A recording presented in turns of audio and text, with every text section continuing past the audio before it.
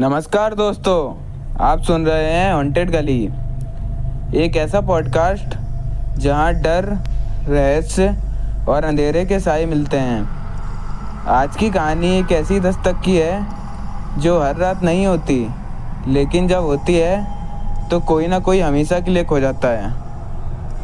बात है अमन की। दिल्ली का रहने वाला एक आम लड़का जो सॉफ्टवेयर इंजीनियर है। 9 से 6 की नौकरी, लेकिन एक बात उसे सबसे अलग बनाती है। वो कहता है, मैंने आत्मा को देखा है अपनी आंखों से। एक दिन ऑफिस से लौटते हुए रात में करीब 10 बज रहे थे। अमन का फ़ोन डेड था और कैब भी कैंसिल हो गई थी। अमन को पैदल ही घर लौटना पड़ा, लेकिन जल्दी पहुंचने के लिए उसने एक पुरानी कॉलोनी से होकर निकलने लगा। एक सुनसान रास्ता जहां हर कोई नहीं रहता। शुरुआत में सब सामान्य लगा, लेकिन कुछ दूर चलने के बाद उसे एक अजीब सी सिहरन महसूस हुई। एक मोड़ पर उसके सामने एक परछाई दिखी। पहले लगा कोई आम औरत होगी, सफ़ेद साड़ी में, बाल खुले और सिर झुका हुआ। अमन ने आवाज़ दी, मैडम आपको कुछ चाहिए? लेकिन वो टच से मस नहीं हुई। उसने जैसे ही फ़ोन की फ्लैशलाइट उस पर डाली, उसका चेहरा नज़र आया।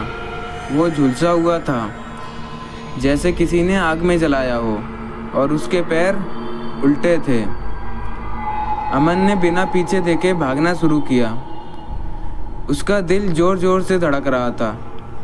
किसी तरह घर पहुंचा और दरवाज़ा बंद कर लिया, लेकिन उस रात उसे नींद नहीं आई। अगली सुबह अमन ने अपने इलाके के चौकीदार से पूछा, वो कॉलोनी में कोई रहता है क्या? तो चौकीदार बोला, वो जगह साहब, वहाँ 10 साल से कोई नहीं गया है। एक औरत रहती थी, राधा नाम था उसका। उसके पति ने उसे जिंदा जला दिया था।